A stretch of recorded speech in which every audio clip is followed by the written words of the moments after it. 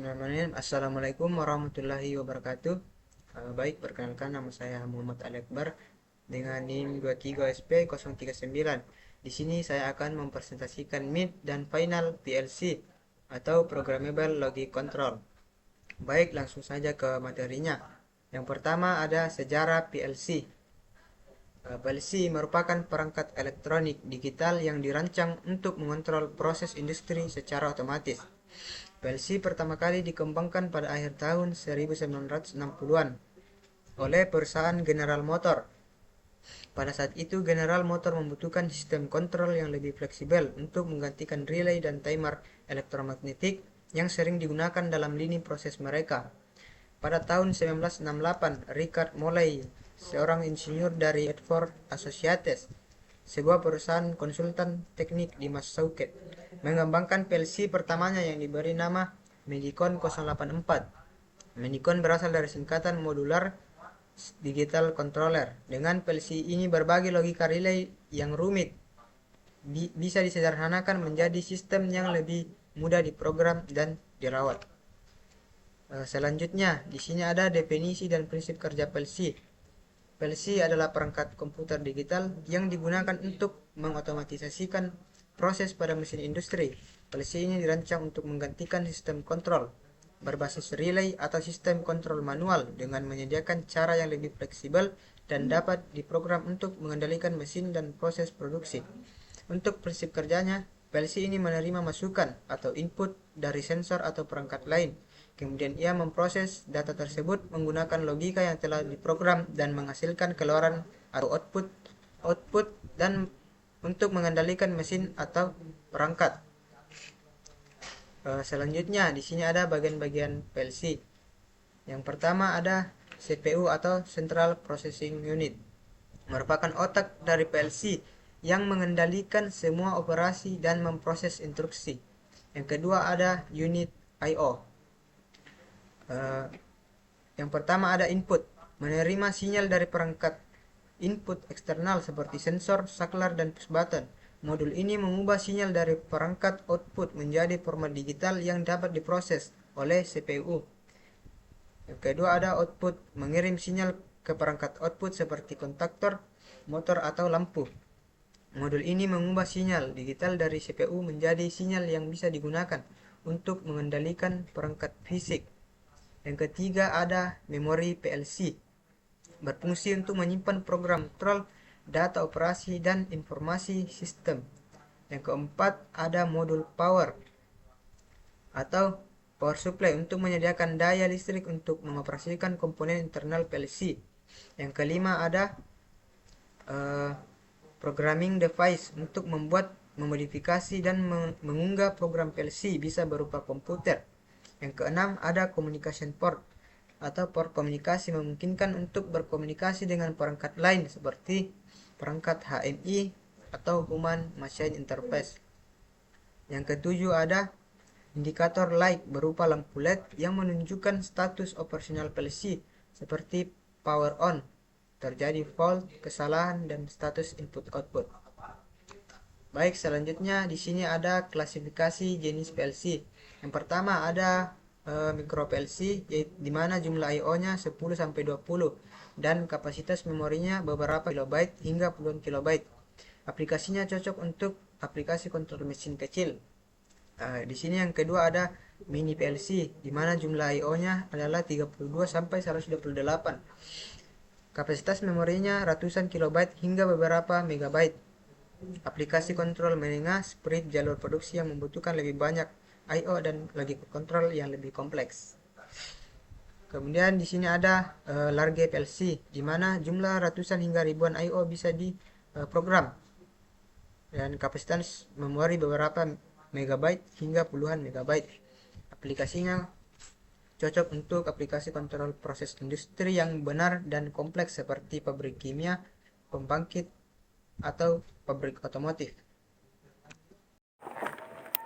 Baik, selanjutnya di sini ada rangkaian forward reverse otomatis menggunakan multi timer. Di samping di sini ada wiring diagram rangkaian daya, dan di sini ada wiring diagram rangkaian kontrol. Yang pertama di sini rangkaian daya. Dia menggunakan sirkuit breaker 3 fasa dan di sini menggunakan dua kontaktor, yaitu kontaktor forward dan kontaktor reverse, dan menggunakan mesin induksi 3 fasa.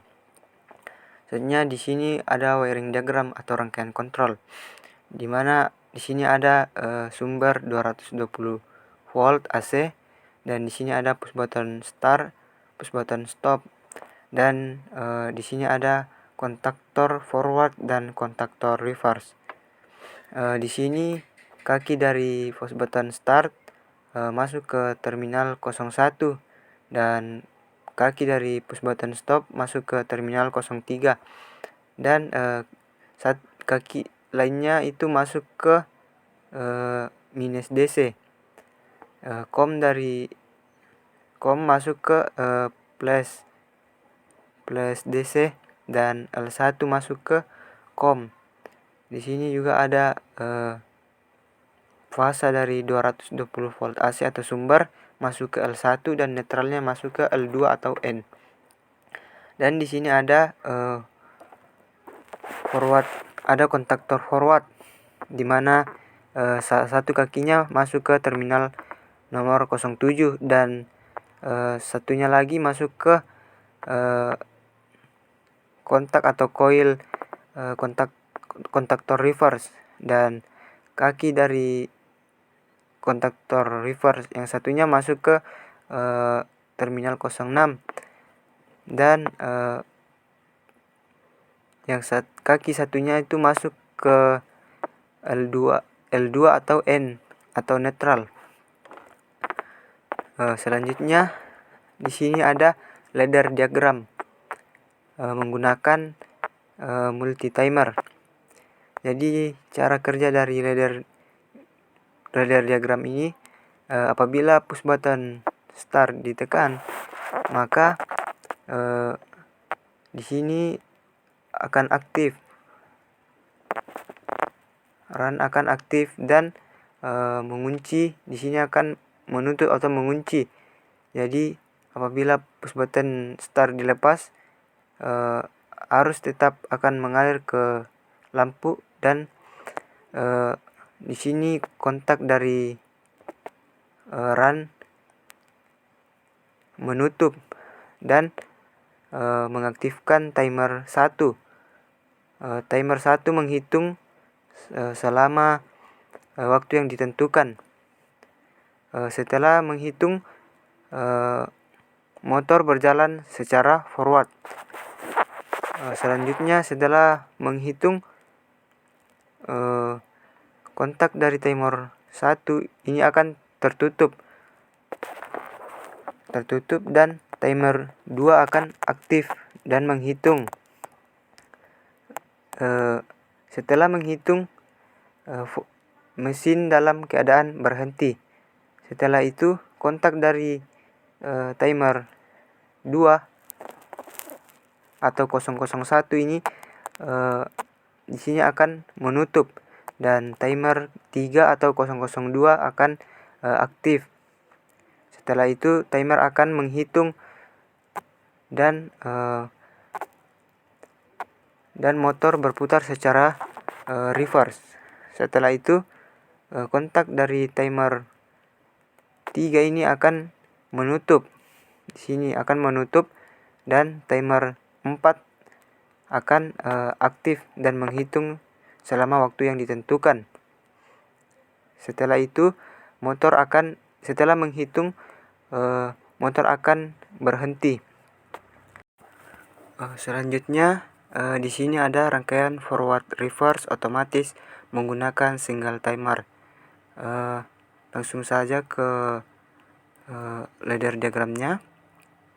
Jadi di sini prinsip kerja dari ladder diagram ini, apabila PB start ditekan, maka MRAN atau alamat Q100 ini akan aktif, dan kontak Q atau alamat Q100 tadi ini akan menutup, sehingga apabila PB start dilepas, MRAN tetap menyala, dan kontak MRAN yang di sini juga akan ikut tertutup dan mengaktifkan timer. Timer menghitung selama waktu yang ditentukan, misal 260.